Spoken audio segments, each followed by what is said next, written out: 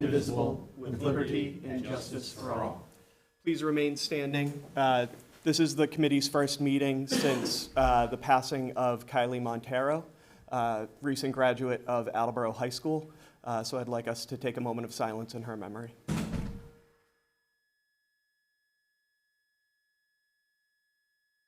Thank you.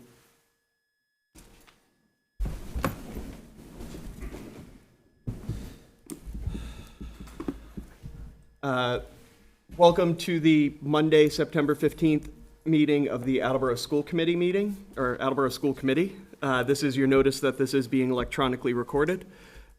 First item on the agenda is an introduction of the district's new administrators, and for that I will turn it over to Superintendent Dave Sawyer.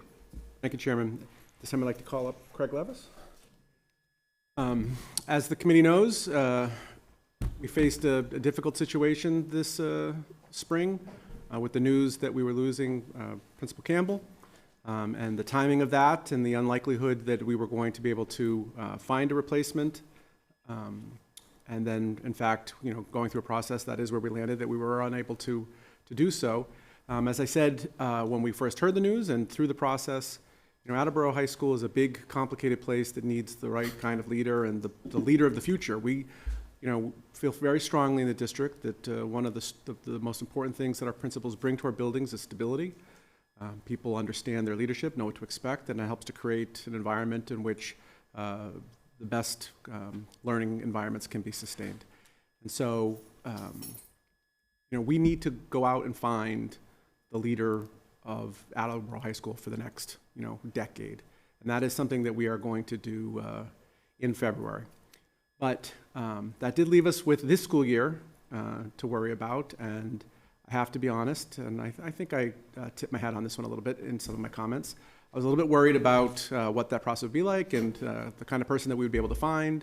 I did work at Attleboro High School at one time in which we worked under an interim, and while he was a fine gentleman and did a nice job, I did get a very close look behind the curtain as to what that can really be like, and had some worries about how that was going to impact, because we have big plans, as we're going to talk about, for the opening for the district and the high school, and we've did a lot of good work the last 3 years. Kate and her team had put us in a really good place, and we really wanted to make sure that we were going to be able to carry that momentum.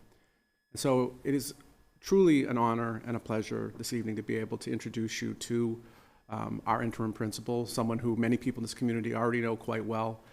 To say that he's overqualified for this particular position is a bit of an understatement, and it has been a pleasure in these first few months to be able to work with him and to learn from him, because it is a big job, and to have someone who can sit in that seat and manage all that comes at you as the principal of Attleboro High School is a real relief to myself, and I'm sure many others. It's a real pleasure to have somebody who can help us make the most of this year and to deliver on what we intended to do. So, my pleasure to introduce Craig Levis. First, Dave's constantly, appreciative, and it's quite ironic because, and I've talked to a couple of people that this is going into my 41st year in education in some form, right? And I've worked in a variety of places, in schools, in charter schools, in public schools, and by far, again, not dismissing the incredible places I've worked, this is by far just the most amazing culture. And I'm a resident. My children have gone through the schools. I have a son-in-law and a daughter that work in the schools. And the greatest gift for me, not just being in this building and having incredible staff and students, but my granddaughter's in the pre-K. So I don't consider it really work showing up every day and getting to see my granddaughter. But I just feel that, I've, like I said, I've been in Attleboro many, many years. I was born here back in the 60s, and every place I've been, I watch school committee meetings, I watch how the city operates, and I've always used this kind of like as my, and this may sound, kind of altruistic, but kind of like my North Star, right? Like I've always tried to go and like how the committee works, how Dave and Lori lead, and I haven't had that experience. And so I'm, and I appreciate, like I said, the gratitude, but it's me that's truly blessed. And I have incredible staff. I wouldn't do this anyplace else. This is the only place. This wasn't on my radar. But I appreciate the opportunity. I truly am grateful. And, I look forward to meeting everybody, working with everybody. We just have an incredible culture here. And I hope not only will you come in and spend time with us here, but we want to, get the community as involved as possible. So it's me that offers you my gratitude. So thank you. Thank you, Mr. Levis. And I hope we don't disappoint you as you endeavor on this new role. Any questions or comments from the committee? Mr. Larson? Well, Mr. Levis, it was great before the meeting to spend a couple minutes with you and have an opportunity to meet you, and I'm really looking forward to working with you. I've heard a lot of great things about you, and I think what you're going to bring to AHS is just going to help us build on the work that a lot of people have already put in place, and you'll be able to help continue to move the school forward. So I'm really looking forward to this year. Thank you. Yeah, I think in a way, although as excited as you are to take this opportunity, I think it's a very difficult opportunity because it's a one-year appointment, and there's so much for the staff and the school community beyond that 1 year that's so uncertain. So we're looking forward to an experienced, steady hand to push that momentum forward and keep things moving. So welcome aboard. Any other questions or comments? Thank you. But his first act. Yeah, so I'd like to ask Annie Legacy to come up and join me. I want to introduce Annie. So Annie is the assistant principal for house number 1 at the high school. And before I get into Annie's accolades, I want to talk about the process a little bit. Obviously, I wasn't part of the process, but I think I know that the process that you guys have for hiring individuals is very comprehensive. There was, there were numerous candidates, well over 10 candidates for the position. There was a screening committee that did a very thorough interview process for screening the applications, but then an interview process. And Annie was their number 1 choice, and Annie then was interviewed by Kate Campbell and Kevin Gorman. And so Annie's background is you were a music teacher at Shea High School for 8 years. She was the principal of the Jackie Walsh School of Arts. It's a career tech, a statewide career tech program in Pawtucket. Annie's also an accomplished musician. She is part of a 3-piece, is that what you call it? Trio, sorry. Trio's like an Italian dish I get at some restaurants. She's does this for weddings and special occasions. She has a bachelor's from Gettysburg College in music and psychology. She has a master's in music from education from URI.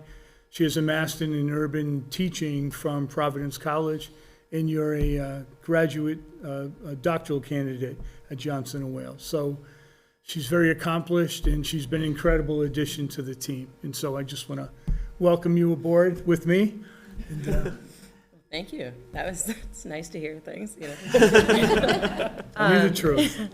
I just want to thank everyone who was part of the interview committee and the process, and all of you. I was born and raised Pawtucket, so Attleboro is new to me, except for some of the restaurants that I grew up going to. But I'm very excited to join in the work, be part of one beautiful space. You don't get much better than this. And to join in just kind of pushing the team forward at the high school with instructional leadership and kind of bringing my own experience having led a building to then also the best part is having a team. So having the district leadership team and getting to know the leadership from across the district, working with the central office team. I'm learning all our acronyms, COLT and DLT. And, kind of having that chance to meet people in the community center, and this past couple of weeks getting to start to know families and students. It's been nothing but positive from the community, and I'm very grateful to kind of have this be my next step in my journey. Any questions or comments? Mr. Domenici? Thank you. welcome aboard. Thank you. And having been on some of the hiring committees for principals, that the fact that you're here, knowing how rigorous they are, is a true feather in your cap and a true benefit for us. Also, having been somebody who grew up in Pawtucket and actually was taught by Jackie Walsh, that's a phenomenal school. You've also, being from Pawtucket, I know the hurdles and challenges that you've had and how seasoned you are and ready for what takes place here. It's a great school. You're joining a great team, and in any way that we can be supportive, let us know. And welcome aboard again. Thank you. And I think just to echo off of that, I think seeing building leadership that comes from the specials perspective of music and performing arts, I think that's a unique perspective that I think the entire district will be able to lean on. Any other questions, comments? Congratulations and welcome. Welcome.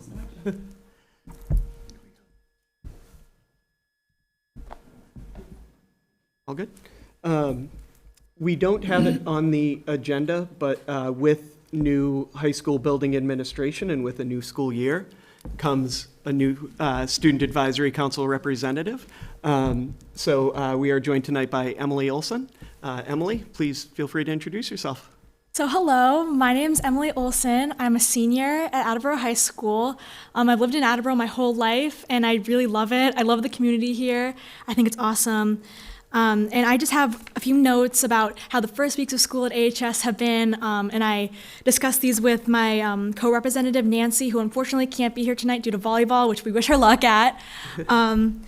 So the first weeks of school at AHS have gone generally well. The phone policy I've experienced has been really adhered to, which I think is awesome. I think that it gives teachers less of a hard time, and the learning environment has seen an improvement because of that. And the freshmen are really getting more comfortable with establishing norms. They're finding their way in the hallways well, and our upperclassmen have definitely been helping with that, which I think is awesome. And school norms are still kind of a work in progress, but as we get more into the year, they'll definitely improve. And on that topic, the new staff, obviously we've had a lot of new staff at the school, they're being received really well. Specifically, I've heard a lot of great things about my friend's math teacher, Mr. Mwangi.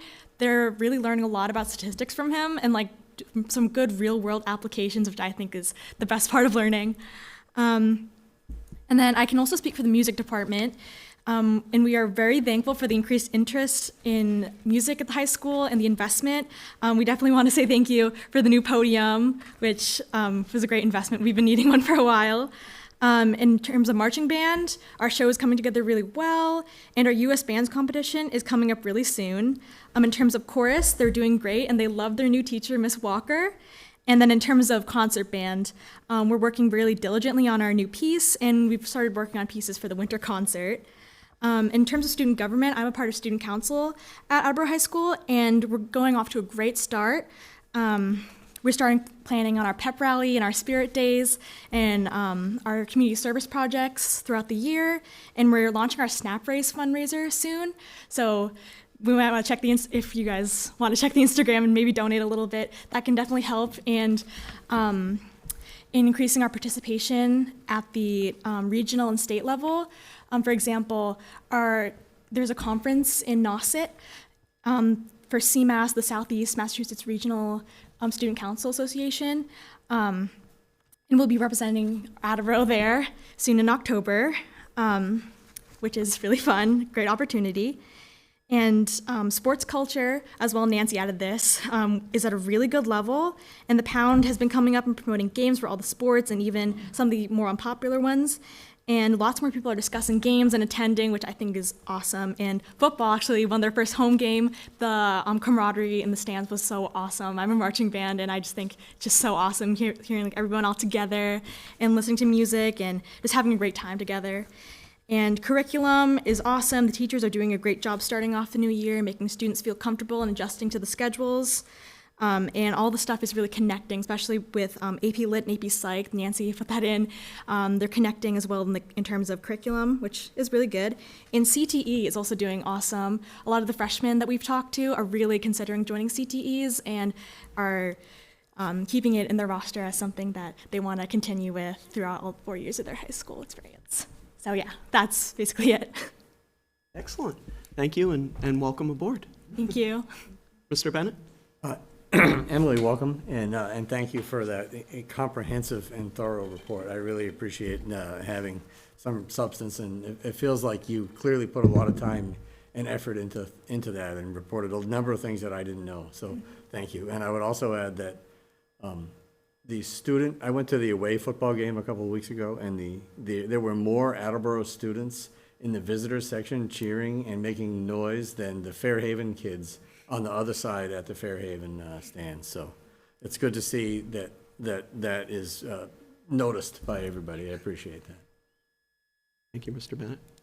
Any other questions? Mr. Domenici? Yeah, I want to echo Mr. Bennett. Keep bringing that kind of energy. Bring up any concerns as well as stuff that's going well. That's your job as a representative here. You have an equal voice here when you're here. So I just, what a great start. Thank you. And then on a personal note, my 7th grader is in the marching band, so keep him in line. Oh yeah, okay? Colin, we love him. All right. Excellent.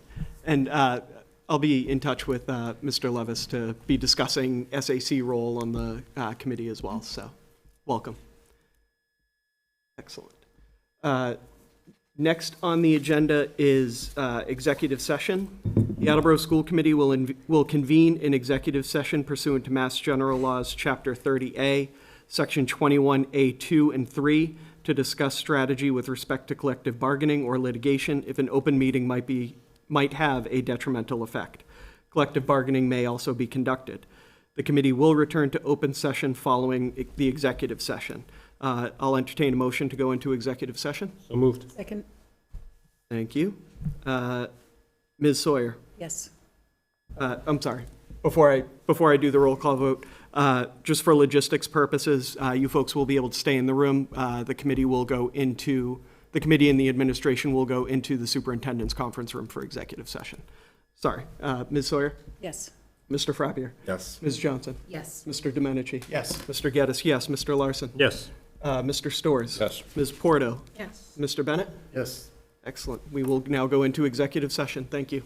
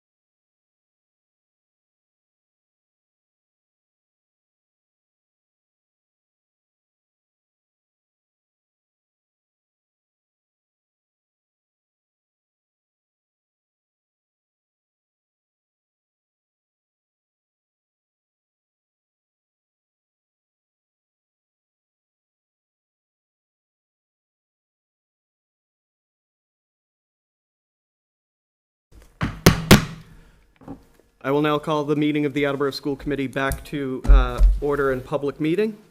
The next item on our agenda is minutes from our August 11th meeting. I will entertain a motion to approve. Moved. Second. All right. Any updates, corrections, notes, comments, questions on the minutes? Seeing none, all those in favor? Aye. Opposed? Motion passes. Next is our superintendent's report, and for that, I will turn it over to Mr. Sawyer. Thank you, Chairman. Tonight's business is focused on our reports on the opening of school. Emily set a pretty high bar for us, so hopefully we can keep that momentum going. But before we do begin that, I did want to update the committee on one piece of business. We do have municipal elections this November, as I believe you all know. And we are working with Attleboro High School to present a candidates forum in the city. We're working with the student council, and right now we're still working out the details as to when exactly it will be. We're thinking that's going to be in early October.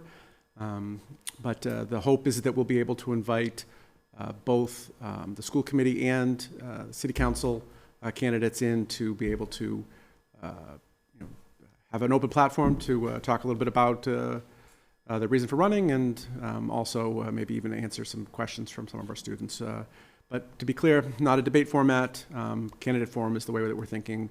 We're trying to create the most beneficial situation that's a learning environment for our students, but also a civic benefit for the community to learn more about the candidates and why they're running for office. So just wanted the community and the committee to know that that is something that we're working on, and we'll be sharing the details as soon as we have them. Thank you. You mentioned school committee and city council.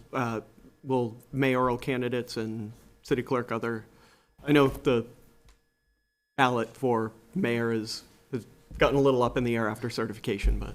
Yeah, I believe the intent is to have all With the all races, offices? but there is a bit of a numbers crunch in terms of how many people are involved, so we're working all that out. Thank you.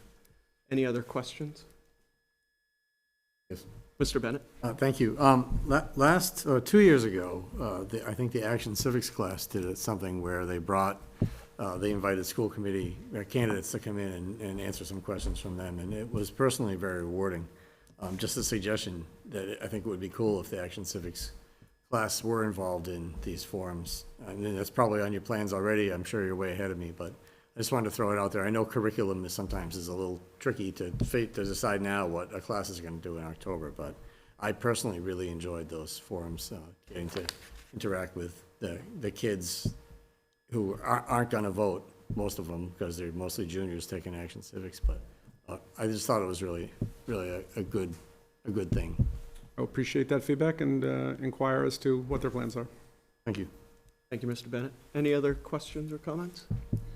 All right, so again, the focus of our business this evening is to update the committee and the community on the opening of school.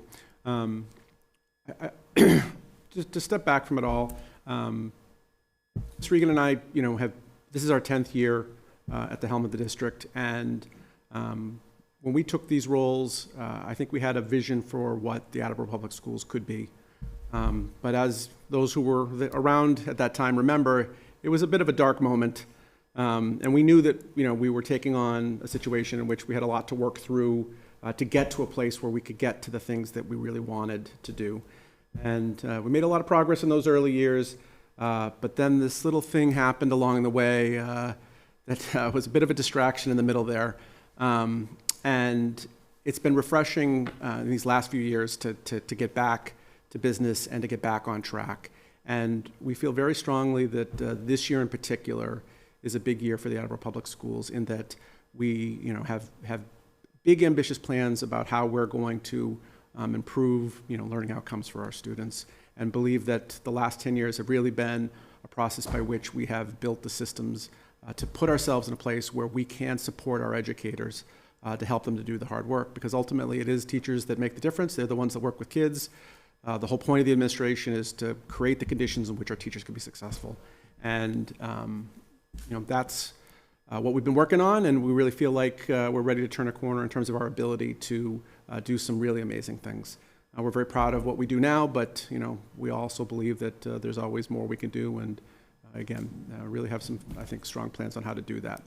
And so I say that all to say that, as we've talked about many years over the years, you really set the tone for a year with the start, right? We're a seasonal industry. One day there are no kids in the buildings, and then literally the next day we got 6,000 of them.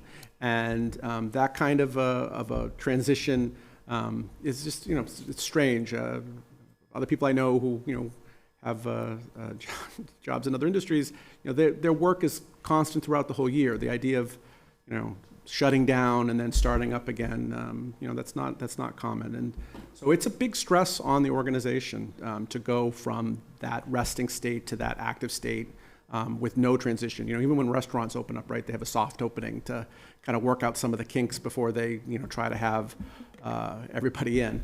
We don't get to do that, right? We go from 0 to 100 in a day. So it's a real stress. It's a stress test for the organization. And again, 10 years ago, that didn't always go so well.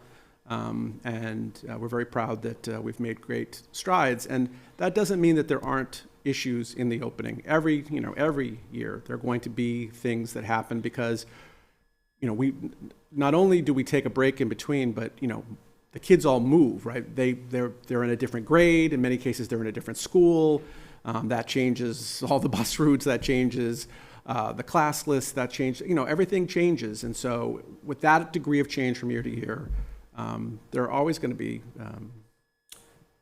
wrinkles to iron out. And really, what it comes down to is not to get to a state in which there are no problems, because that's not achievable. It's about whether or not we can create an organization that is prepared to work through those things in a timely and efficient fashion. And I believe tonight you're going to hear about the progress we've made in achieving that. So to lead us off, again, this is all about learning, so I will kick it over to Ms. Regan. Thank you.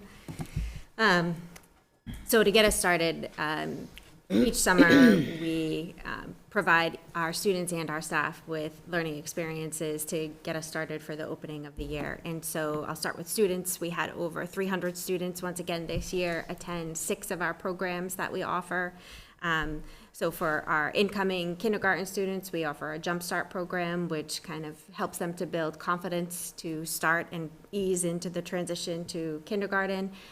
They not only learn basic classroom routines and structures, but also get exposed to some academics as well. Our Title I Reading and Writing Camp provides students with foundational skills and strengthening those that need some additional support. Our English Learner program offers students opportunities to practice their reading and writing skills in English. Our middle school academic program, or academic enrichment program, provides students an opportunity to continue their learning and expose them to extended academic options. And then our transition to high school program is for incoming grade 9 students, and that gives them an opportunity to be exposed to STEM and humanities academic options, as well as some collaborative skill building options when they're working with a smaller group here at the high school. We also offer credit recovery, and this summer we had about 62 students in that where they were able to regain the credits they had lost for whatever reason throughout this past year. So that was on the student end.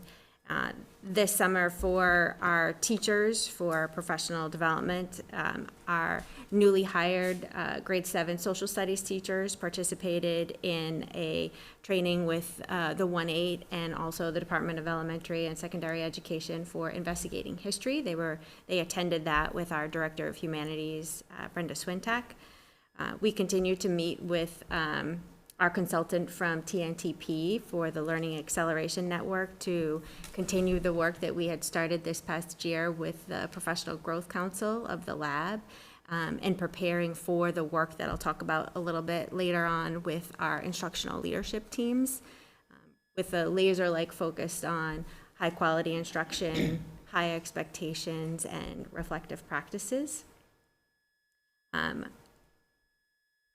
Every year, our entire district leadership team, or our DLT, as Annie mentioned earlier, engaged in a 2-week leadership academy. We started on August 4th.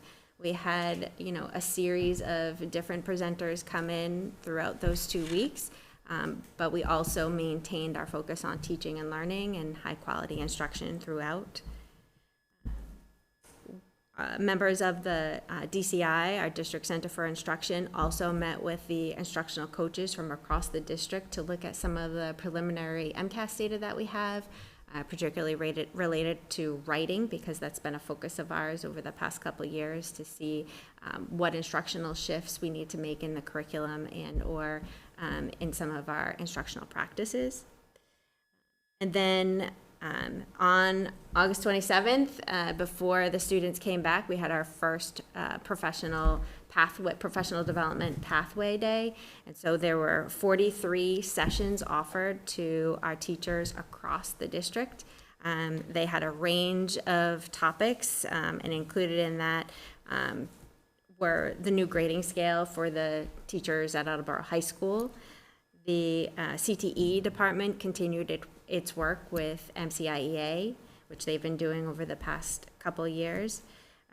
We had the implementation team from iReady here to support the implementation of our new math curriculum for our teachers in grades K through 5. The grade 7 and 8 teachers attended training on Amplify Education, which is the new ELA program that we have that's coming. Once again, we continued the work on reviewing the MCAS writing data and looking at some of the shifts that need to be made there. Our Title I teachers and our Title I paraprofessionals were part of the SIPS training, and SIPS stands for Systematic Instruction in Phonological Awareness, Phonics, and Sight Words. And so it's a very scripted program to support the instruction of phonics and reading. Our ESL teachers engaged in sessions for English 3D and Read 180. That's a program that we had started to implement last year, have seen wonderful success with that already, and so we were continuing our work with that. Our ESL teachers were trained in the new benchmark curriculum program, which is a supplemental program to the core curriculum that they have to support our English learners in K through 4. We had representatives provide our social studies, math teachers, and science teachers in grades 7, 8 on coursework around sheltered English immersion, or SEI.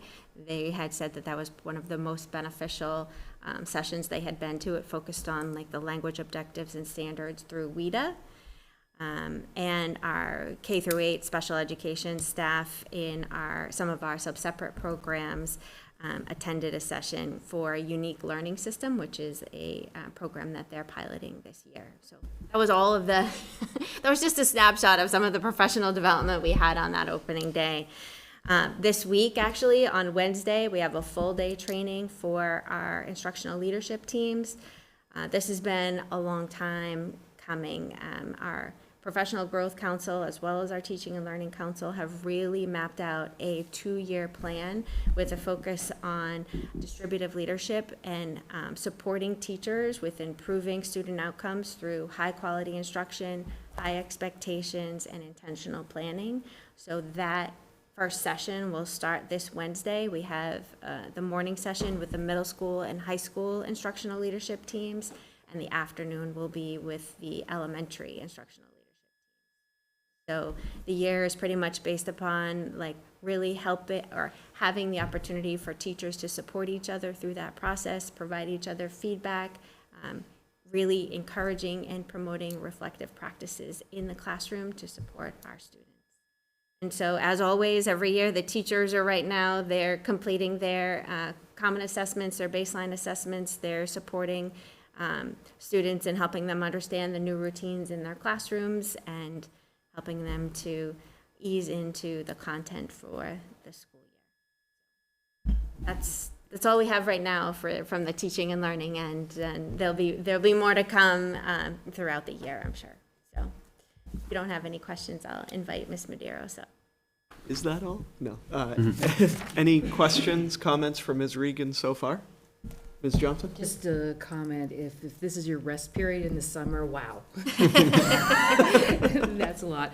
But also, I know we talk about this a lot in the teaching learning subcommittee, and it's exciting to see all these programs we've talked about in a silo, how everything is coming together. So thank you for that update. And I'll say in those 2 weeks before school starts, coming in and out of central office, and Mr. Larson, I know you're here often as well, the vibrance and the energy that comes from the leadership in the district to not just get back to the routine and welcome students back, but also to really re-engage and stretch what we are doing as a district and where we're going. So it's exciting to walk by this room and see it packed with administrators sharing ideas and working to expand things. So thank you. Good evening. Good to see you all. So I'm going to start with extended school year, which is my favorite time of the year because I get to spend lots of time with the kids and the staff. So we had about 330 students in extended school year. That's about 30-something in out-of-district programming. And those students go, you know, whatever their teams, they go a different schedule, schools, programs, whatever that may be. And then the rest of the students are here in district. We had them at 2 locations. We had pre-K to 4 at Studley, and we had our 5 through 12 plus here at the high school. We're usually over at Brennan, but due to facilities upgrades, we were moved over here to the high school. And I'll say the high school staff loved it because they didn't have to move. They knew the kids liked it and all of that, and it actually went well. I want to thank all the families, the students, but particularly the staff. These are probably our most fragile students and needing the most supports, and they come in every day with smiles and hugs and really doing some really good work with the kids. I want to thank OIT facilities, particularly transportation, who makes it happen for us every summer, every single day, working with us, jumping on a van themselves and transporting somebody home because they needed to do that. I want to thank Shannon Stevens, who who oversaw our program at Studley, and then Teresa Silva, who oversaw our program here at the high school. As far as programming changes, we have at Hill Roberts, we added a teacher and 2 paras to our Spark program. We finished the continuum there. So we had started that program. We have one at Willett, a full continuum of K to 4, and then we added over at Hill Roberts additional classrooms and have finished that program this year to K to 4 as the kids have moved up through the grades. At Thatcher, we added another Insights classroom over there, but doing something a little bit different. So what we're finding is that we have kids who aren't quite, their profile doesn't quite match Insights anymore, but they're not quite ready for Spark or for another program or to go out full-time into inclusion. So we added a classroom, more of a transition, to help kids.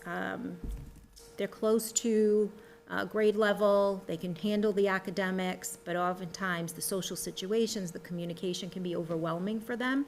So to kind of help build and transition and support them into the classroom. So we added that classroom over there with 3 paraprofessionals. And then here at the high school, I don't know if the committee remembers, last year we actually closed a program over at Brennan, our ALP program. We had 2 sections here at the high school. Just like Brennan, we have dwindling numbers in that program, and closed a classroom here. And that program is for kids, they're in grades 9 through 12. They may earn their high school diploma, they may not. It may take them a lot more than 4 years. They need a lot of transition supports. They may, in the future, as they kind of move away from us, hold a part-time job. They may be able to live somewhat independently by themselves. We're not really seeing that population of students right now. So we closed one of those classrooms here. We still have one left. And we added that position to inclusion here at the high school. We continue to see those numbers grow here, and they've been working really hard here on how do they deliver services in the general education classroom. They continue to expand their co-teaching options here at the high school, as well as academic supports and all of that, and we needed that extra teacher to be able to do that. I know Mr. Palmer is going to talk about enrollment, but for special education, we have, we ended the year at about 1,300 kids. We're starting at 1,256, around there somewhere.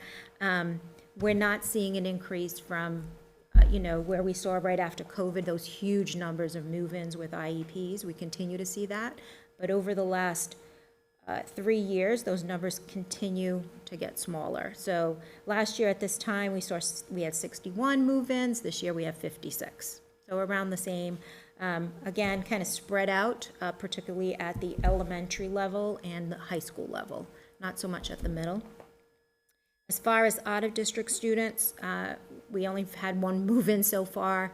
Our budget is kind of where it should be. What we are seeing this year, that we've had, like every district, a challenge in placing kids when they need an out-of-district placement and getting them into a program. We've had, over the summer and the beginning of the fall, we've had some luck in placing some students, but again, have students waiting for placements. Those students attend our schools and our programming, and we provide services until they get a placement. So we continue to see that. I know that the department is meeting with directors around out-of-district placements and the challenges to kind of problem solve some of those challenges. As far as IEP move-ins, we continue to see lots of IEP move-ins for social emotional supports, attentional supports, executive functioning supports. And then this year, we are seeing a significant increase in reading services and speech services as well.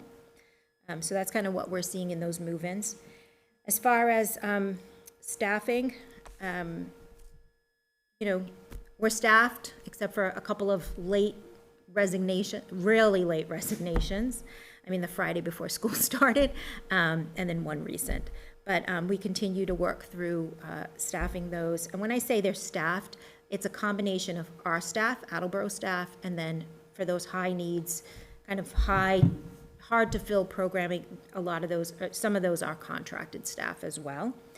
We continue to see those challenges in specialist positions, so BCBAs, school psychologists continue to be hard to staff, as well as intensive programming teachers.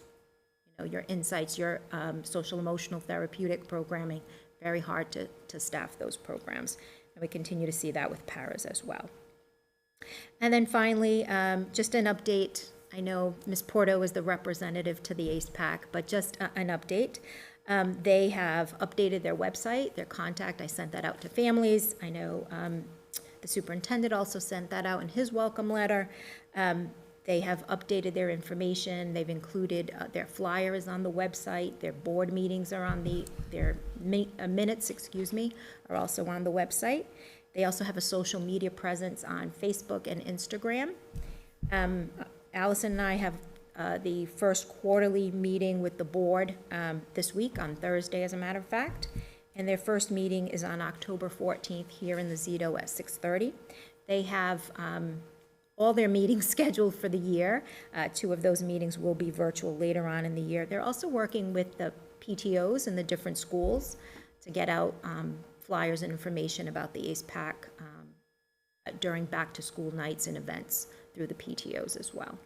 So if families are interested and you don't know the contact, please reach out to me and I'll connect you with the ACE PAC board members and can help you through any questions and concerns that you may have. If you have questions for me. Any questions so far? Mr. Domenici? Yeah, thank you, Yvonne. Just one, and you mentioned that, Fruit fly here, sorry. the challenges to get certain types of specialists. Is there any particular school that is suffering more than others, or is it a little bit more spread out?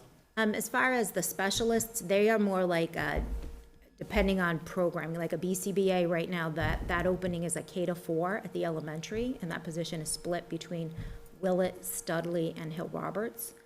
We've been able to have contracted BCBAs Okay. are servicing the kids. So it isn't necessarily a particular kind of location. Well, that's good. I mean, we just started, so the hope is that we don't have that. But when you mentioned it, I just thought I'd ask if there was any particular school that might, because some schools handle more services than others, so. Yeah, no, Coelho had a last minute, it was an inclusion position. Mr. Bowles and his team, you know, it was the Friday before the staff came back. The person resigned, and he's working through that. And then we just had a school adjustment counselor resign, moving out of state, kind of last minute decision. And we actually have applicants that we just posted that on Friday and had applicants, so we'll work through that. Thank you. Ms. Johnson? Thank you. And I'm sure I could look it up on the website, but I missed the date of the first ACEPAC meeting. Oh, my apologies, October 14th. 14th, thank you. The only, Mr. Domenici asked my first question related to staffing. But you mentioned challenges with out-of-district placements. What are those challenges related to concerns with the facility or staffing in a particular out-of-district school? Is it, what are some of those challenges? Yeah, so they have the same challenges we have, right? Staffing is probably their biggest challenge. They struggle with that. And then one of the things that the audit districts do is they try to match student profiles that they have within their programs at that time. So making sure that the student that they're accepting is the profile of students that they have in there. That's always a challenge as well. And there are only so many out-of-district programs. Our location here in the state is also, you know, if you're up in the Boston area, there's lots more of, you know, options. Western Mass has the same issue. So I think that it's a combination of those things as well. Thank you. And then I would also, just to add, I'm sorry, there has been a growing number of students across the state, particularly after COVID, needing some intensive services and intensive programming. So there's a lot of kids and only so many programs. And I know going back 8-9 years, right around the time that you had started, one of the concerns district-wide was that we were sending students out of district that may not have needed the services out of district, or upon looking really at the students that were going out of district, there was some shared commonality that it would have made more sense to develop programs within the district to support them rather than sending them out of district. And so I think it's been an annual question since then, but is that the case at all right now, that there's enough commonality that it would make sense to consolidate these or create a program within the district to serve some of those students that were struggling to place? So the majority of kids that are out of district right now are intensive autism programs. And we have, you know, we have insights. It's pretty intensive. It's highly staffed. And the kids that really need something more, they really need something more than what we are offering at this time. And I will say that families, it's a lot of hand-holding. Families want their kids to come here. They want their kids in Attleboro. They live here. That's where they want them in their community. And oftentimes it's helping the family. You know, we just can't do it. We can't provide the services that their child needs. So that's a lot of that. And then I just want to talk a little bit about the network program, because I know when I came here, that was a big discussion around the network. And we've pretty much brought, for kids at the high school level needing social emotional therapeutic, those kids have all come back pretty much. They're here, they're at network, or the high school has done a lot of work around their own therapeutic program as well. We are going to look at expanding network into the 8th grade, because that's kind of that middle. We do have a couple of kids there, and just seeing if that's something that we want to do, which in the past we really haven't had a need for, but we are looking at that option for the network. Any other questions for Ms. Medeiros? Thank you. I'm going to turn it over to Mr. Palmer.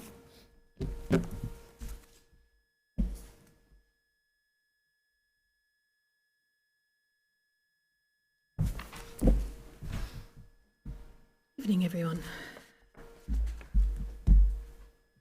I have to say we had a busy summer, as you can imagine.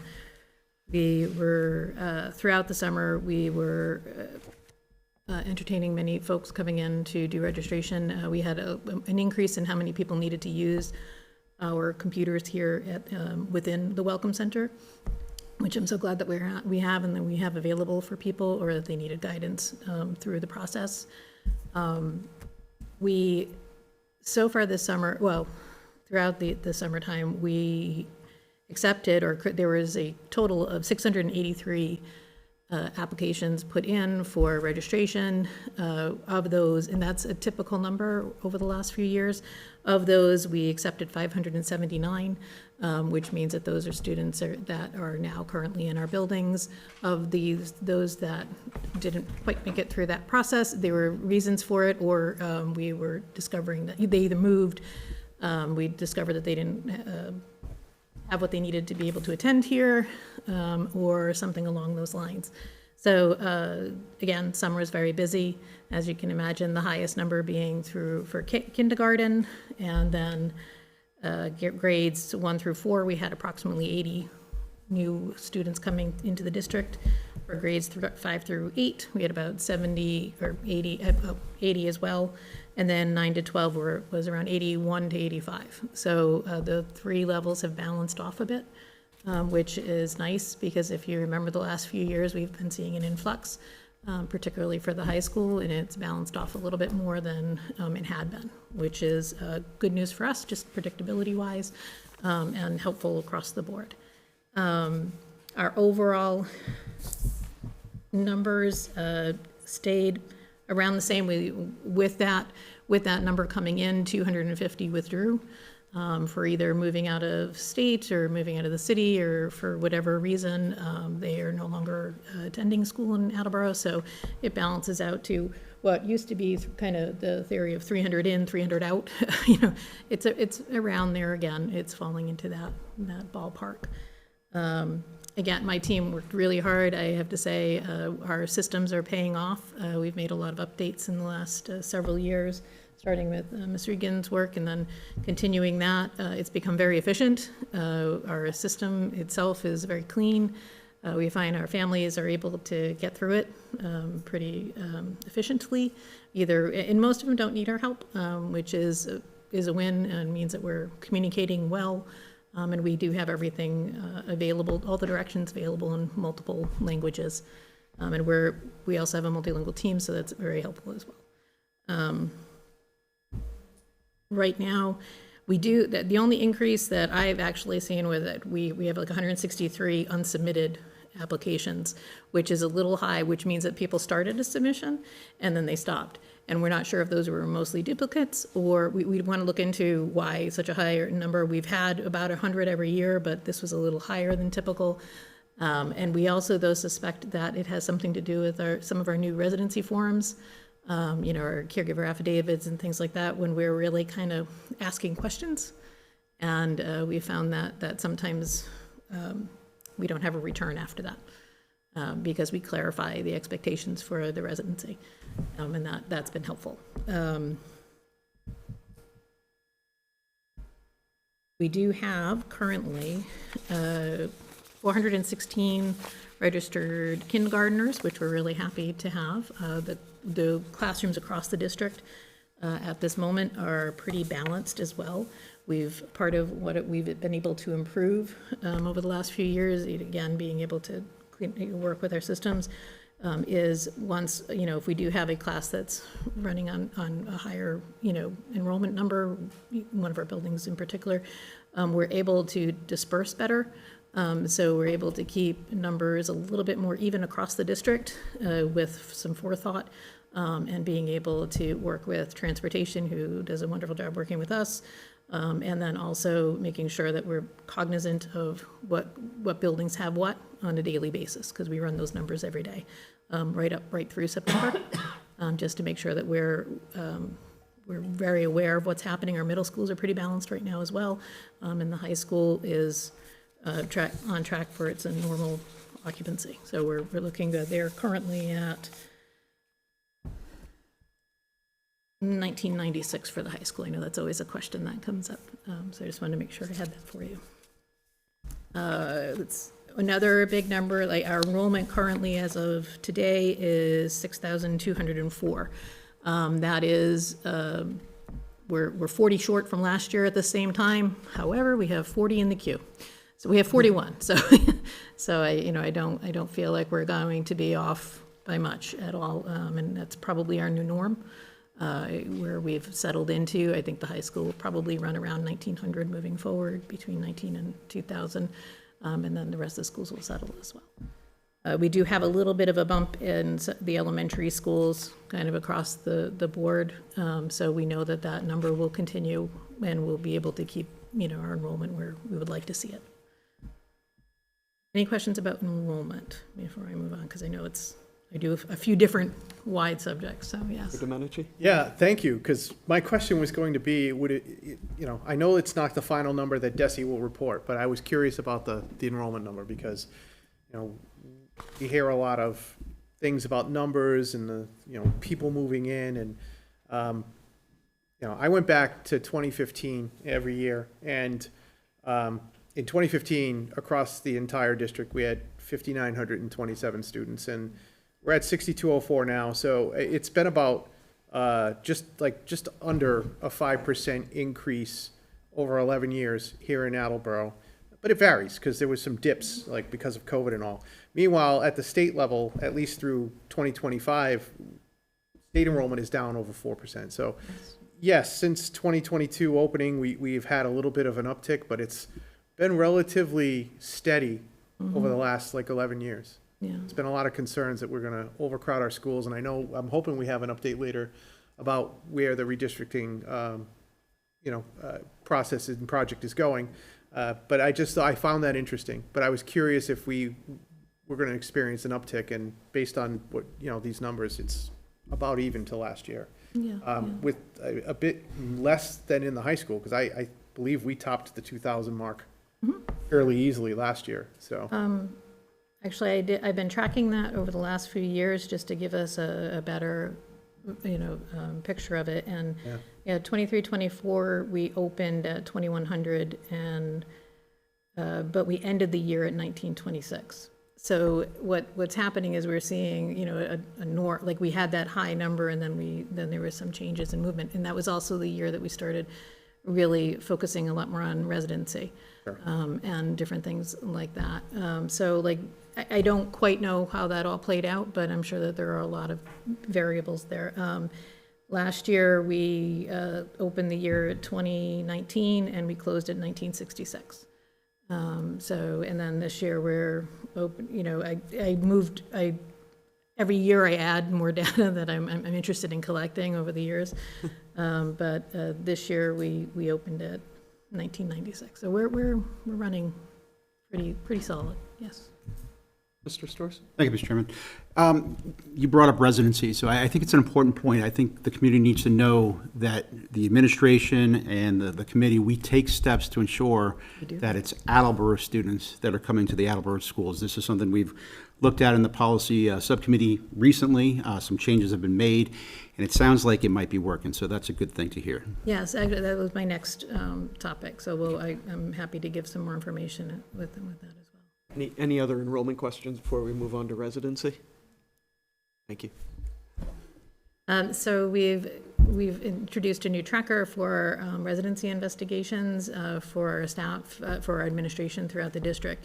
We do want them to filter through our administration, because we'd like them to know which students are coming up as, where questions are coming in, or which families are, where there might be something going on.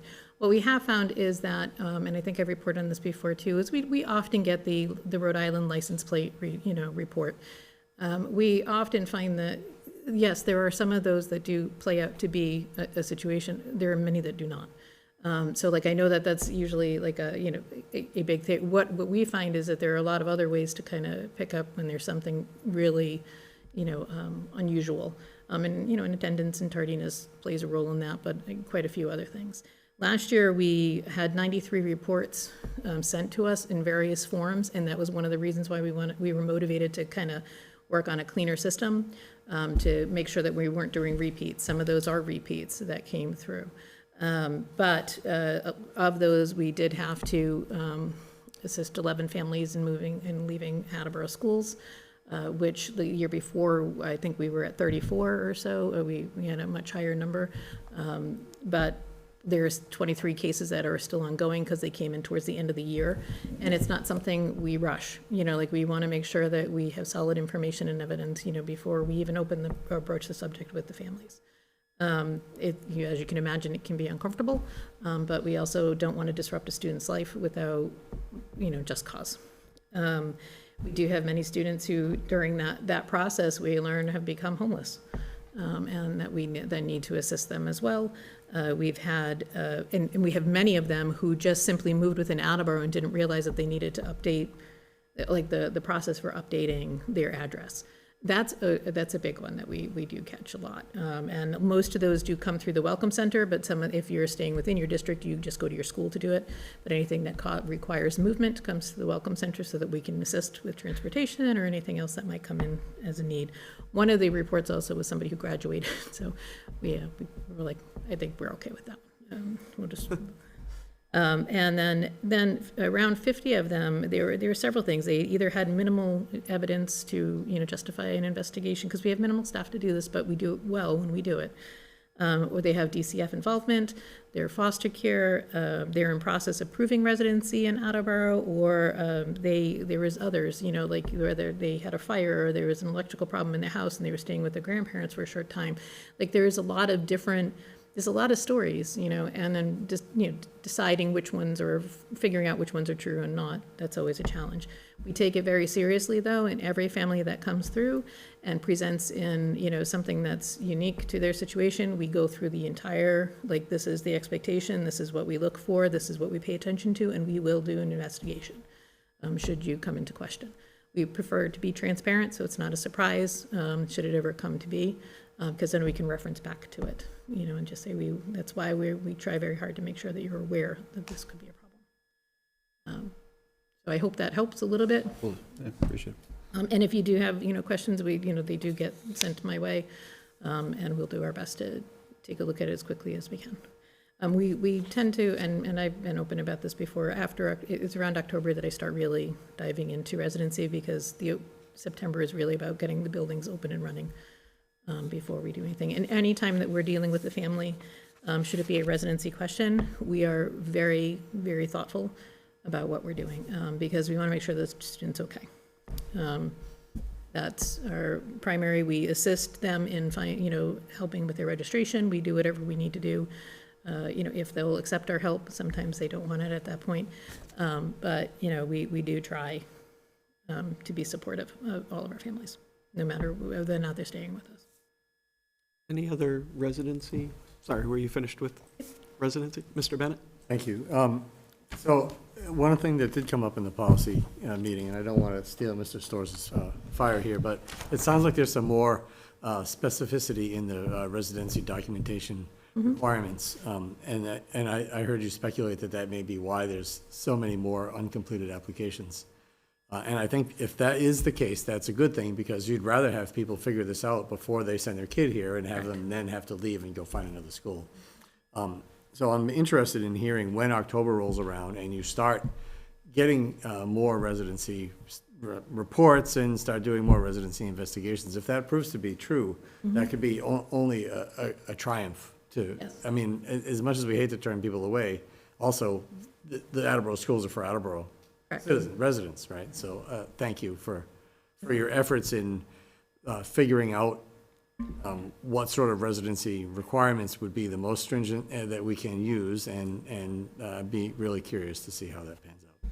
Yeah, we do get pushback from some folks about how not intense, but how purposeful we are with residency. And you'll often hear my staff saying, well, because of our location, because of a lot of different, because the new, we do pay attention, because we do have a lot of people who would like to attend here.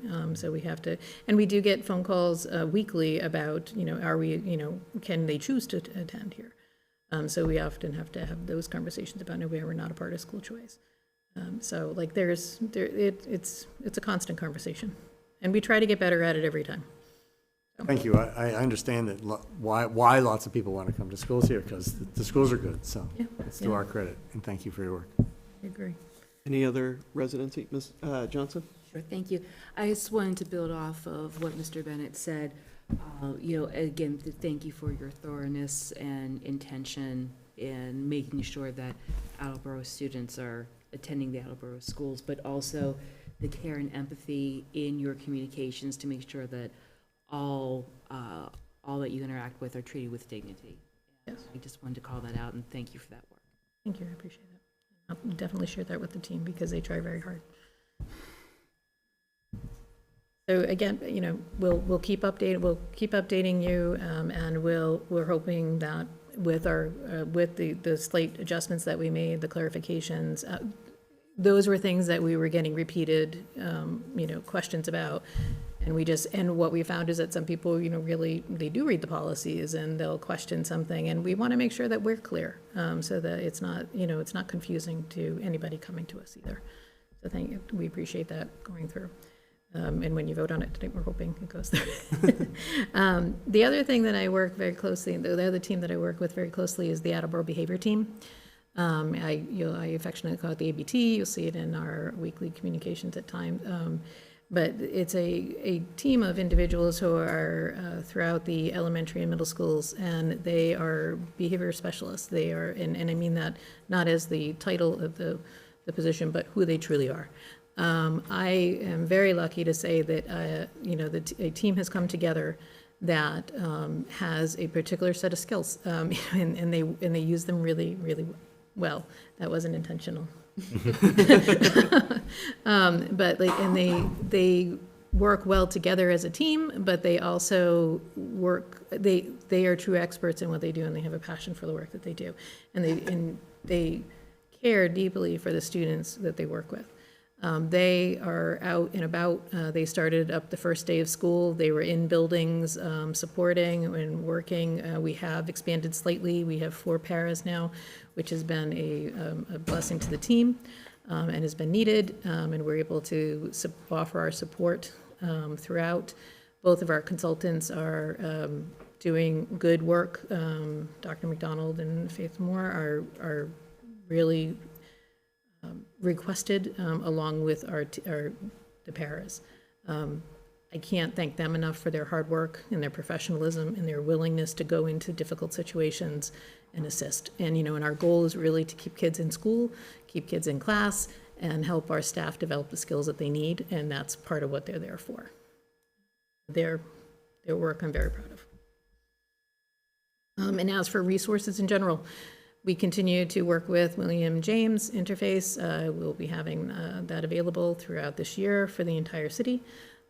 We are very happy with the work that we've done with them. They will be sending me a report soon. I'll make sure that that gets shared as well, about how much, you know, usage we are having, and we do continue to have good reports and feedback about being able to reach them and then connect with services needed. We find that most of our students, though they might have challenges, those challenges are often, you know, indicative of issues within the home. And in this way, we're able to offer support to the entire household, if they're willing to take it. So, and again, our resources page is absolutely fantastic. And if you need anything, I strongly suggest that you direct people to our resource page. It covers everything from housing, from food to mental health supports, to suicide awareness, to whatever they might be needed by our families. Any other questions or comments for Ms. De Palma as it relates to services and resources? Thank you for all the hard work. I'm going to hand it over to Julianne in HR.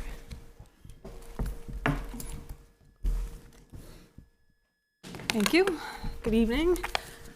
So, as always, summer is one of the busiest times of the year for HR. This year was no different. We actually hired 91 staff over the summer. Pretty much the same numbers in line with last year in terms of resignations and retirements. We had around 66 this year combined, as opposed to 60 last year.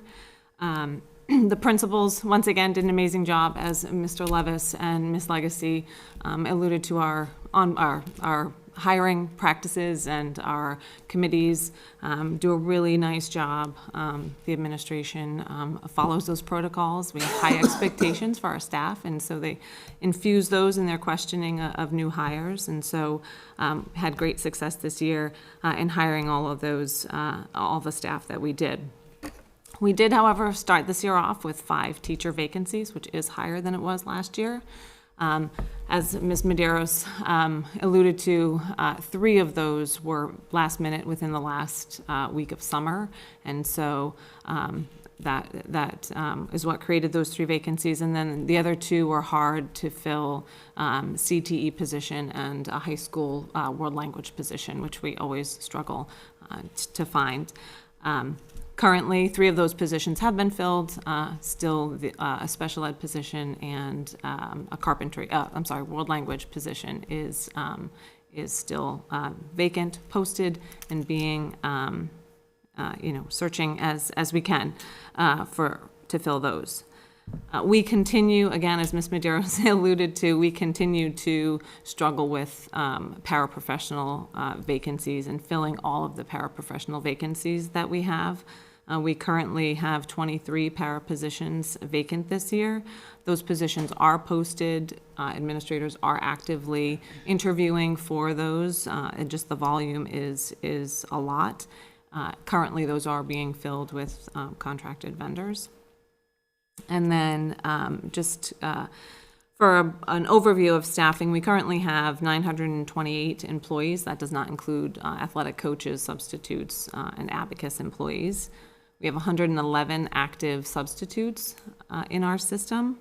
And then to date, as I mentioned, we've hired 91 staff, 46 AEA members, 6 administrators, and 31 para-union positions. That includes paraprofessionals, LPNs, PT/OT assistants, and speech and language assistants as well. We have 3 hires in process for teachers. Our CTE marketing and electrical positions have been filled, and so we hope to have those teachers on board next week, as well as a special ed at the a teacher at the ELC.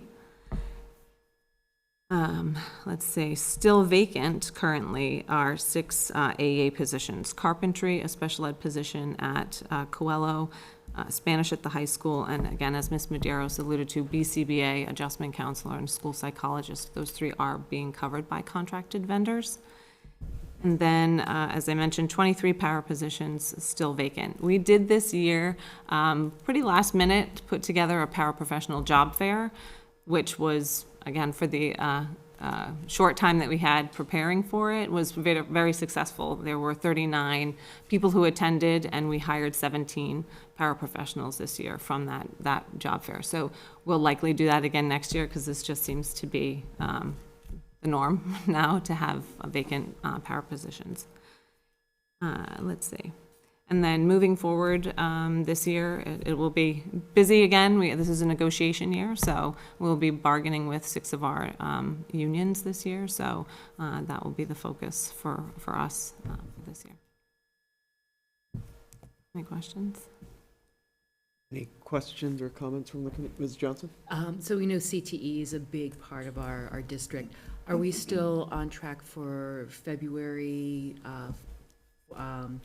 to open up the search for the director? Yes. Okay, perfect. Thank you. Mr. Bennett? You mentioned there was a carpentry vacancy. Correct. Now, was that one of the ones that's being That covered? just happened Friday. Okay, so what happens there if there's only, how many carpentry teachers are there? There were 2. There's one now still. So, all right, so if your kid is in carpentry, they're Still being getting- covered. We have a plan, right? Not someone like me who doesn't know one end of the hammer from the other, right? Right, yeah. Okay, good, thank you. Yes, you're welcome. And as it relates to paras with the high number of vacancies, I know with other positions, we know that it's a statewide shortage, high school science, world language, like you said. Has there been a trend in seeing fewer paraprofessionals? Is it because they're going into professional teaching positions? Is it what's the? This isn't just an Attleboro problem, like, as you said, paras are we are in a way better position than a lot of districts around. It's just the paras just aren't out there. It's a hard job. There aren't that many people out there for these positions. Some who have left did go on to become our teachers, and we just didn't have a vacancy in whatever teaching license they had, and so they did move on to teaching positions. So it's not just us. And are the para positions condensed to any one area? Are they pretty spread across the district? They're pretty spread out. Certainly Thatcher, with one of the schools with the most programs, has a little bit more, but there's some in the middle schools and the elementary, not so much the high school. Thank you. Mr. Domenici? Thank you. You mentioned 23 paraprofessional openings, but did we increase the number of paraprofessional positions from last year? So there were some special education positions added last year, yes, that had not been filled from last year either as new positions, and so okay, they were new. Is that, because looking at the list, 91 new hires and a lot of them being paras. I was just curious, because I know every year we try when we can get some additional budget to get special ed services, paraprofessionals, social emotional, and I wondered if part of that 23 was that we increased our number of positions as well. So in addition to having some from last year, there's also, it's less a gap in coverage and more, we wanted to put more paras in and we can't get them. Correct. Okay, thank you. And if my math is correct, right now we're at about 25 net additional employees over last year. No, not necessarily. Numbers that I did not include here were when non-renewals of teachers aren't considered resignations or retirements. They're just teachers who have not earned professional teacher status that we non-renew. That number was higher this year than it has been in the past. So that's, okay. That was numbers not included there. Okay. Any other questions or comments for human resources? Mr. Storrs? That's right. Effectively, you were averaging one new hire per day for the entire summer, Yes. so great job. That's Thank you. all I want to say. Thank you. That's a lot of work. The staff in HR do a nice job. Megan and Kathy and Lynn and Jen. So they all spread out the work. Any other questions or comments? Thank you. Keep it up. Turn it over to Ms. Perella.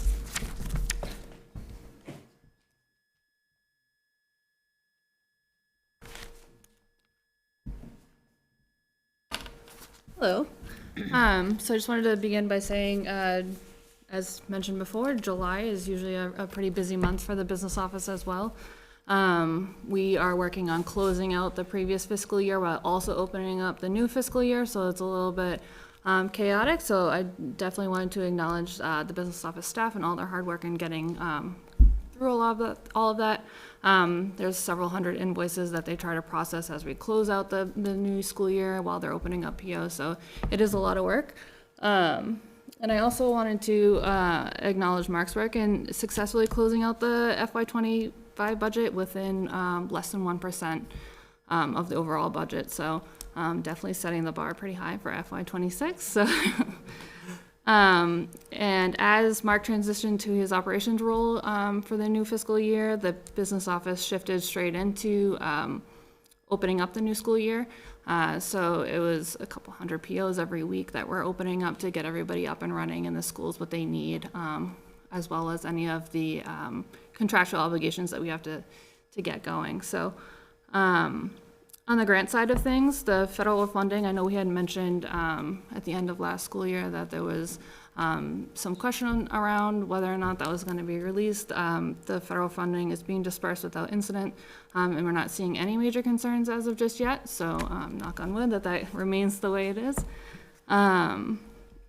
And also for the grants, we did receive a grant mid-July for one of our curriculum directors, and it was to be expended by the end of August, so it was a really short turnaround, and she did a great job working with Amy and the grants in our business office to get that through, and we spent every dollar down to the penny, so it was great to see that transition go through. So just wanted to acknowledge Brenda Sondeck on getting that through.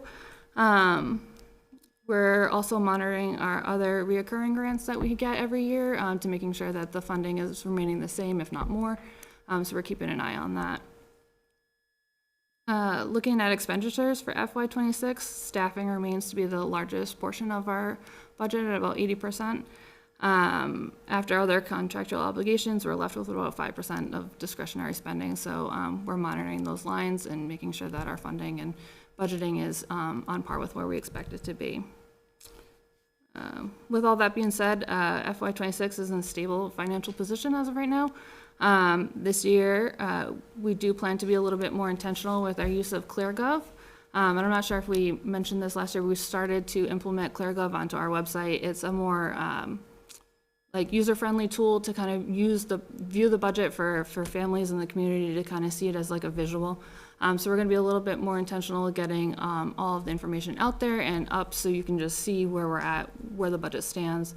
So we're loading in the FY26 budget now and updating any of the FY25 that hasn't been updated yet. So you'll see in the next coming weeks a little revamp of the financial portion of the district website. So if you want to check back in a couple weeks to see what that looks like, provide any feedback if you see anything that doesn't work or anything you like and you want to see more of, that would be great.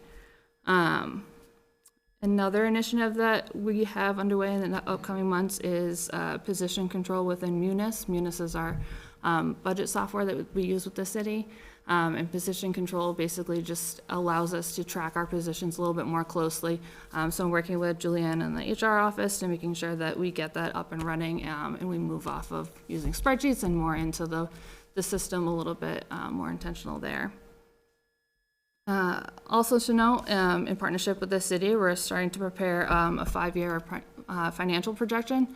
The city needs to do that for their bond rating, and we just wanted to make sure that we're providing all the details up to date, and it'll give us a better forecast going forward of where we expect to be, and we can adjust based on negotiations with the different unions that we have, and we can plug that in, so it's just going to be a quick template that we just have to adjust based on how those negotiations go. So I'm looking forward to working with the city on that. And then finally, I just wanted to touch briefly on redistricting. We're continuing to work with Tim and Ross from Ross Shaver and Associates. They provided us with some preliminary boundaries, and we went through some of the data and we went back and asked them to give us a few more outcomes to see what that would look like if we disperse our kids in different areas, just so that we're not overcrowding a new school and relieving one school of that. So they're working on those new boundary adjustments now, and we have another meeting with our O&I Operations and Infrastructure Committee this Thursday, and Ross will be there to help kind of navigate through what that looks like, and then help us get jumpstart any other plans that we need for our community event that we're looking to hold end of October, beginning of November, depending on what these boundary adjustments look like and how successful they are with meeting our needs for that.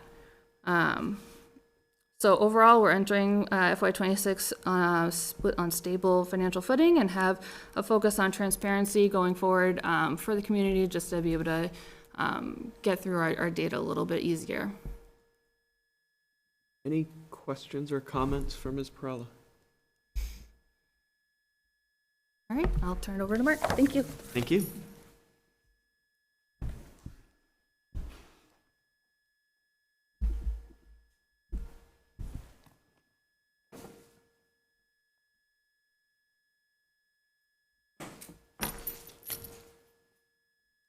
Good evening. It has been a pretty exciting summer. Because of telling your voice. Yeah. Because of the focus we're able to put on it due to the reorganization. Jason and I did a lot of kind of planning work in June and July to really have an impact on the summer in a way that historically we haven't been able to do, and it, for the most part, turned out well. We did a lot of painting and flooring. Again, I would encourage everybody to go to any one of Wamsutta, Brennan, Willett, Studley, or Coelho. and just look at the work. That work has turned out to be extraordinary. That really, nice job, great material, great installation. Really changed the ambiance of all of those schools. Brennan in particular was practically every square foot of educational space has new flooring. A lot of painting done. That building, as I said, we took it offline, did a lot of rehab in the summer. We did, bathrooms, plumbing, electrical, a heck of a lot of electrical work in the building. Stuff that you don't always see, but really has changed the building pretty significantly. Very proud of what happened there. In addition to that, we did some work on roofing. So we have a formal maintenance agreement with Greenwood for all of our PVC roofs in the district. That excludes Brennan, Wamsutta, Quello, Thatcher, because they have different structures. But we also had a local fellow who was just terrific. He came in.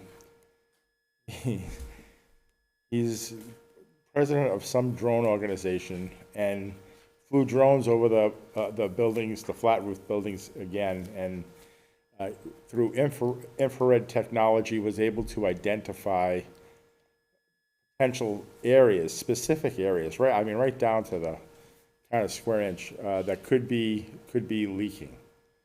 So we now have maps to give to Greenwood to get up on the roof, rather than Greenwood poking around and trying to find things, to address problems specifically. It was just incredible technology. This is going to be a regular event. He suggested kind of once every 3 years just to address it. So we're in, for our PVC roofs, great shape. Thatcher and Quello are still profoundly messed up and need work. We did a envelope look today with a company at Quello, but a lot of work needs to be done on those two buildings.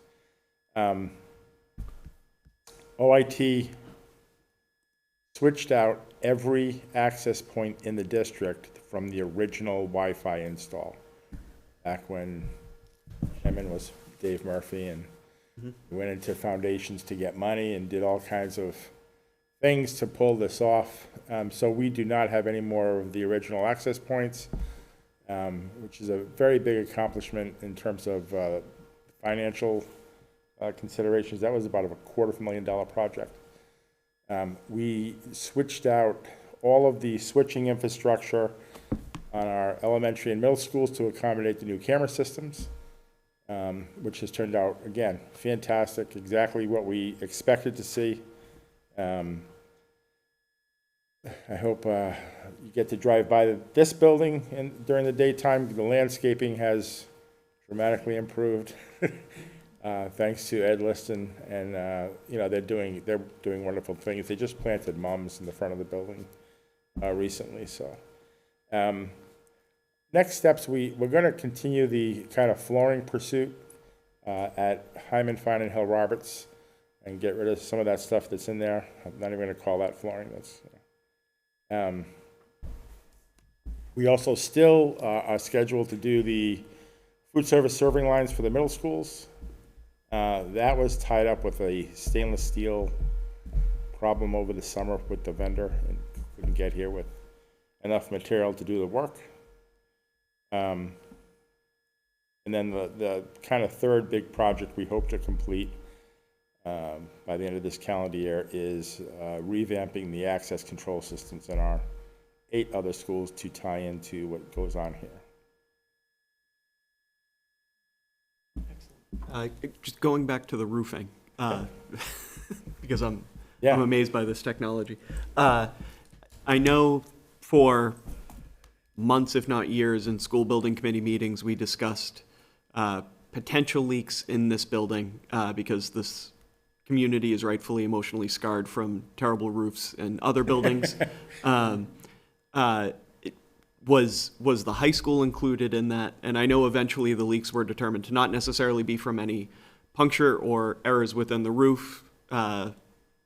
if I remember correctly, it was more the machinery on the roof was causing some water drainage into the building, but Right. was the high school included in that, and what were the results? It was, and it was minimal, very minimal, what you'd expect. So there aren't seams giving up, although I forget what the number was. I think he found 7 spots. So, the other buildings were 30, it was that kind of thing. But yeah, the technology's fascinating. He gets a big kick out of doing it. He loved the fact that he was helping the schools. He lives here. It was a really good experience over the summer. And when you say there were 7 points found, there are 30 in other, if I remember correctly, what you were saying before is those are potential concern spots, not necessarily that they're leaking now, but sometime. Right, and that it's based on, he likes to do it on a sunny day right after it rains. So there are temperature differences where there's water, and that's what leads to the discoveries. Any other questions or concerns for operations, comments for operations? Ms. Johnson? Just a thank you to this community member for volunteering their time and knowledge. It's fantastic. Any other questions or comments? Excellent. Keep it up.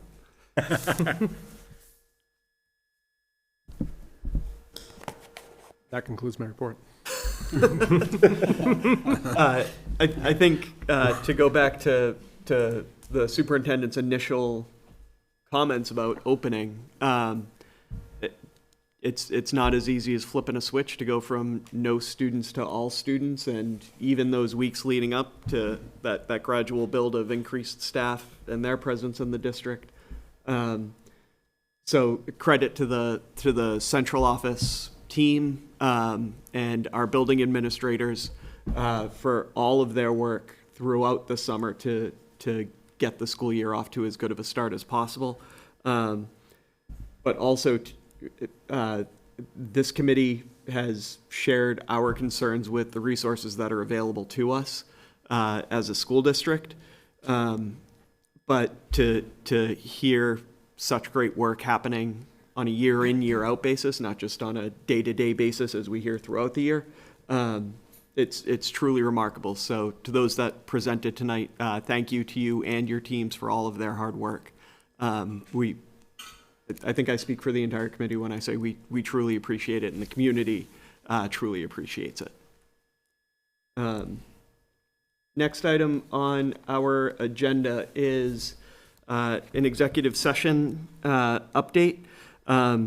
Pursuant to Mass General Laws, Chapter 30A, Section 22G1, I have reviewed the executive session minutes for the committee through what I'll say is this term, so since January of 2025, for the purposes of whether or not to consider publicizing.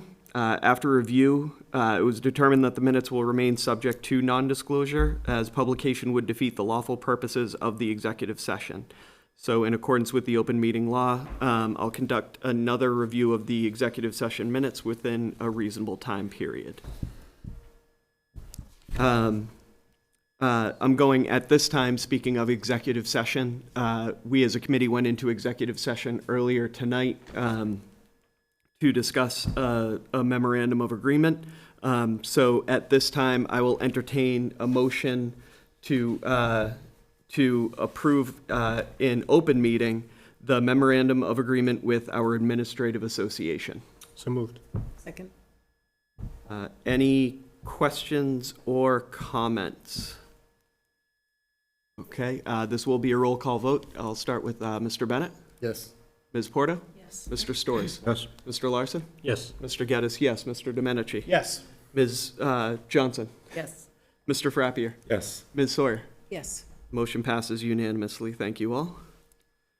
Next item on the agenda is our consent agenda. It's been a while since we met, so this is lengthy. I will take all items as one motion unless anyone has any concerns or would like anything separated out. Seeing no concerns. A motion to accept a donation in the amount of $196 from Stop and Shop to the Quello Gifts donation line. A motion to accept the contractual obligation in the amount of $59.10 from Bay State Textiles to the Hill Roberts gift donation line. Motion to approve the donation in the amount of $1,000 from the Feinstein Foundation Incorporated to support second grade swim program through the Attleboro YMCA. Motion to accept the contractual obligation in the amount of $85.10 from Bay State Textiles to the Hill Roberts gift donation line. Motion to accept a contractual obligation in the amount of $128 from Planet Aid as broken down in the check receipt dated August 14th, 2025. A motion to declare the itemized list of Hyman Fine Elementary School everyday math books as surplus as presented. Motion to accept a donation of school supplies with an estimated value of $250 from the residents of Sterling Lofts to the Willett Elementary School. Motion to accept a donation of school supplies with an estimated value of $300 from North Attleboro Walmart to the high school. Motion to accept the donation of school supplies with an estimated value of $200 from Mastery Martial Arts Studio to the Willett Elementary School. Motion to approve the Attleboro Public Schools International Field Trip proposal for 25 grade 9 through 12 students to travel to the Galapagos Islands during the week of February 12th, 2028. Motion to approve the Attleboro Public Schools International Field Trip proposal for 50 grade 9 through 11 students to travel to Budapest, Vienna, Prague, and Munich during the week of April 14th, 2028. And a motion to approve the Attleboro Public Schools International Field Trip proposal for 50 grade 9 through 12 students to travel to France and Switzerland during the week of April 13th, 2029. So moved. Second. Any questions or comments? Ms. Johnson? I believe it's for the international field trip, it's grade 9 to 12 for Budapest, Vienna, and Prague. Sorry, what did I say? I think I heard 11. I might be wrong about that. Sorry, yes, it is grades 9 through 12. Thank you. Sorry, seniors, you can't go. Yeah. Right. That would just be cruel. Any other questions, comments? That is a series of truly remarkable international trips, and especially for our music students. That's a fantastic opportunity. All those in favor? Aye. Opposed? Motion's passed unanimously. Next is our policy and personnel update from the September 8th meeting, and for that I will turn it over to Subcommittee Chair Storrs. Thank you, Mr. Chair. Yes, the committee met on September 8th. We focused mostly on continuing our two-year review as well as the August policy newsletter from the Massachusetts Association of School Committees. We also held some other discussions. For example, we held one about AI and the pros and cons of AI. We've asked the administration to pose that to the lab and come back to us. That's a policy area where MASC has decided they are not going to make any decisions at this time because it's such a big and varied issue. But we want to just get a jump on it and start looking at it and see if there are any concerns regarding it from the staff, so that we can look at it for the future.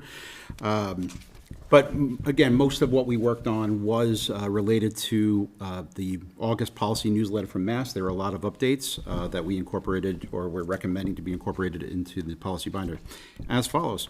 So the first grouping is, the motion, everything was unanimously voted out. Let me start with that. So the first group is a motion to adopt the following new MASC policies as presented. Policy EFBA, School Food and Nutrition, Meal Modifications. Policy KBE, Relations with Parent Booster Organizations. And Policy KBG, Parent Advisory Councils. I'm just going to put these right up for discussion since they were voted out by more than 2 members unanimously. Does anybody want me to take up any of them separately? Okay, seeing none. Is there any discussion regarding these policies? Okay, seeing none. All those in favor? Aye. Any opposed? Unanimous. The next section is a motion to approve the proposed edits so that we can align our policies with MASC's. Policy GBEBC, gifts to and solicitation to staff. Policy JJE, student fundraising activities, and JII, student complaints and grievances. Again, does anybody want me to take either of those up separately? Seeing none. Is there any discussion? Yes, I have a question on JJE. sure. It's the student fundraising activities. And it, based on the document, it looks like the ad is students and student groups are barred by state law and regulation from organizing raffles or games of chance, participating in sales of, or purchasing tickets of such games. Right. It's the participating in sales of that I have a question. Now, I go to a lot of the football games, and the Varsity Booster Club has the 50-50 raffle, and a lot of times the student groups that are part of the varsity programs help with the distribution of those tickets to parents, not to students. Are we now saying that that's no longer allowed? Yeah, so again, this came from Massachusetts, from the State House. This is law. So Mask has updated their policy. And then when it came to this, the whole issue is they don't want students by law involved in that. So we had exactly what you just brought up. We had that discussion as part of our meeting because we know that they go around with the bucket and they do the 50-50 and all that other stuff. So yeah, by the hardline rule, they would not be able to do that. I'm sorry, anything further, or is that okay? No, I asked for the clarification. Yeah, You gave it. 100%. Thank you. Okay, Mr. Geddes? As I read it, admittedly, I had the same question, but I wondered if this, so it sounds like it got clarified, but I wondered if the participating part was more that the students could not be purchasing and participating in or competing, so to speak, in the game of So the chance. law really covered it all. It doesn't want the students purchasing, it doesn't want the students selling, they don't want them collecting money, all of it. So that's what we had to update the policy to. And again, it's all law-based in this case. I will say, we even had a discussion, because the parent groups can still do this.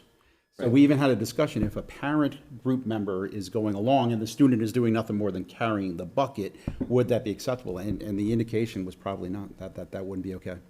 So it's a better safe than Yeah. sorry. So it is a Yeah. change, and that will have to, if this is approved, would have to be disseminated to all the parent groups. But, yep, please. And another question, which is not an edit, but I just noticed this, right above it, fundraising activities may not involve competitions among students. And there's some additional stuff about rewarded with additional recess, snacks, activities, or any type of prize for having raised larger amounts of funds of fundraising goals. Our middle schools do color runs, and often the kids, the more money that they raise, the color run program gives them more color stuff so they can hit the parents with it and teachers and such. So are we really now having to Yeah, I will clear say. that? Because we those yeah. are huge fundraisers. Yeah, so I don't think the fundraiser itself would be affected. We didn't actually get into the detailed discussion of, for example, the amount of color kind of stuff. I don't think that would affect it, but this would probably be something that the administration would have to 'Cause I really mean- look a little I closer mean, at. it's not the schools giving kids extras. It's, you know, it's part of the overall color run program. I would hate to see.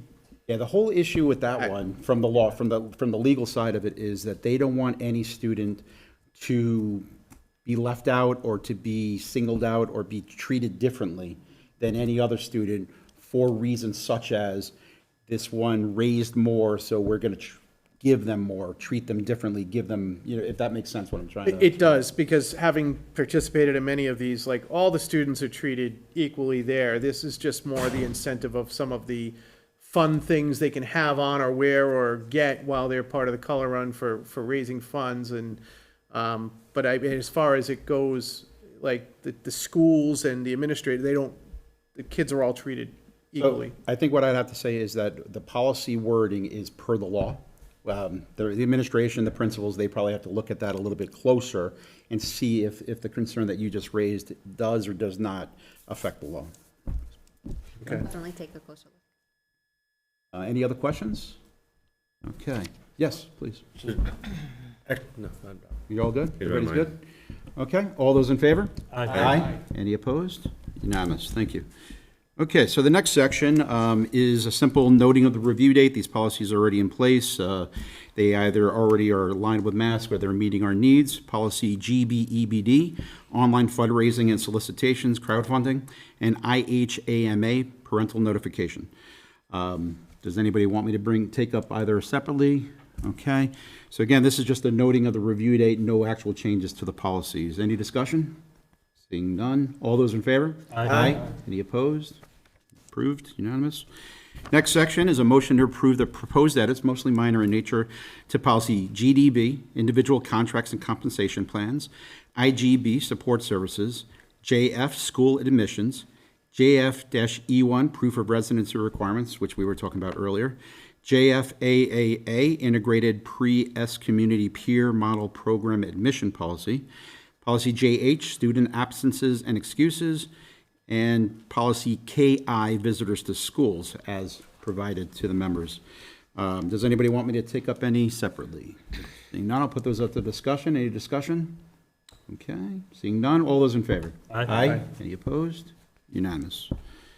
All right, the next section is a motion to remove the following policy exhibits. JFAAA-E1, Guidelines for Preschool Community Peer Admission Policy, where we wanted to merge that with policy JFAAA. And policy exhibit JH-E1, Exhibit A, Attendance Notification for all Attleboro schools. Does anybody want me to take up either one separately? Okay, seeing none. Any discussion? Okay, all those in favor? Aye. Any opposed?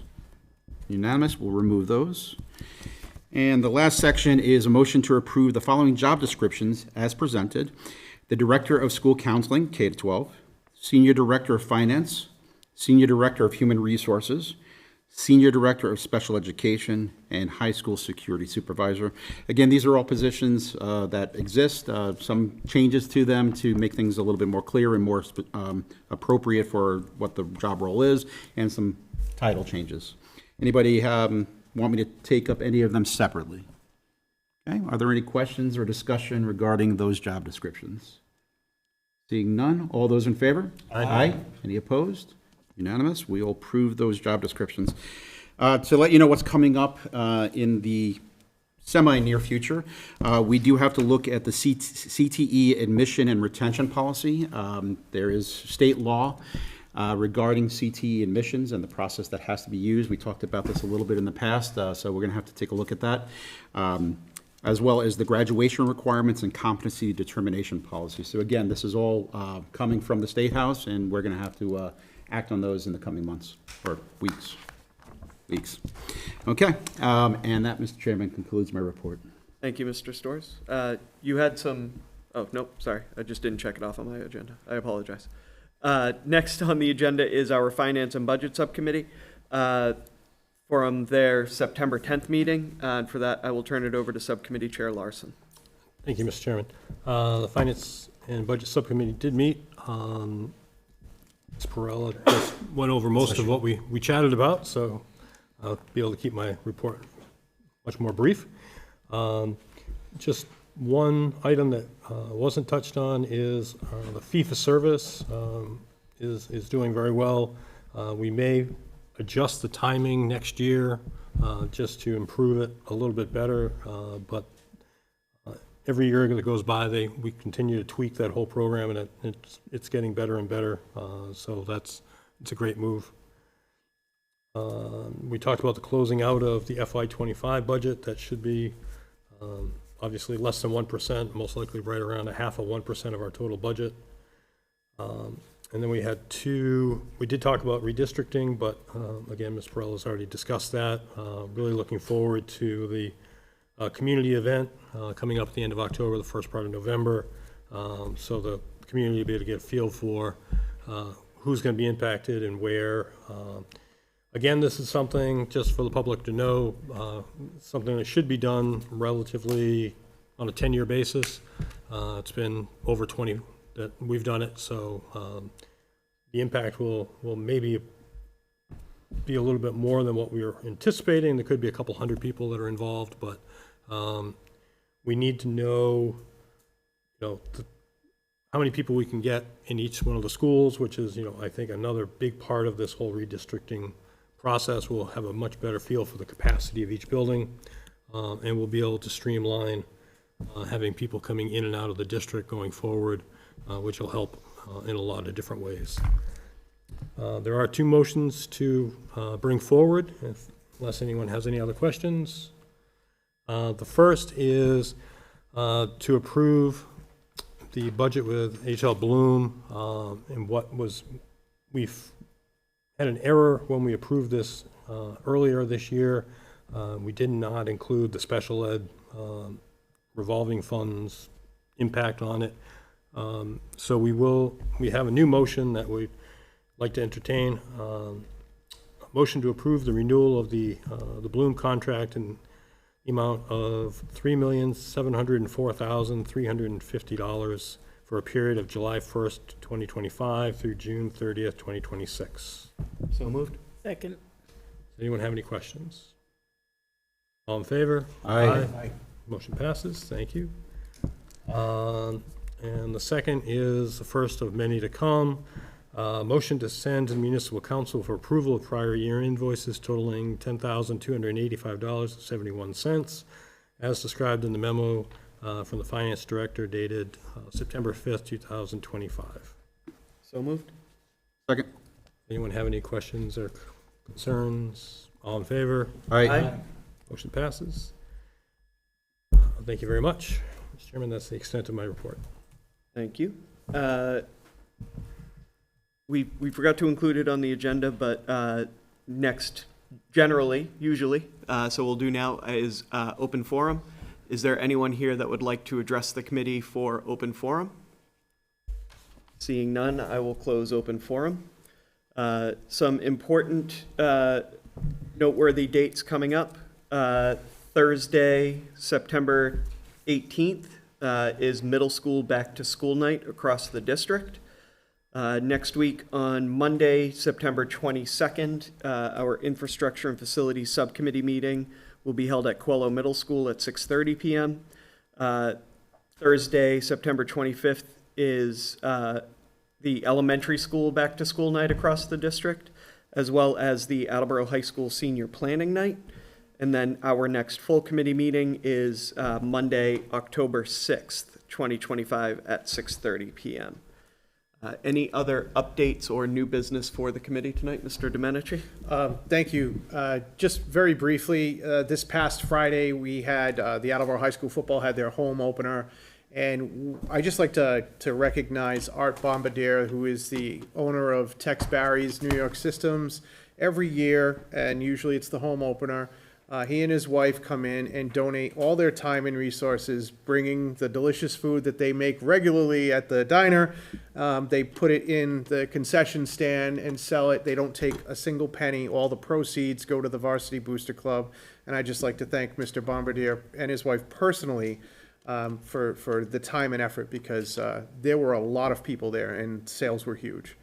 So, everything that, every single dime going to the Varsity Booster Club, not a single bit for himself. And, he's as happy as anybody at the end of the night that he's able to do it. So it's just great to have partners like that in our community that are so willing to give back to our public schools.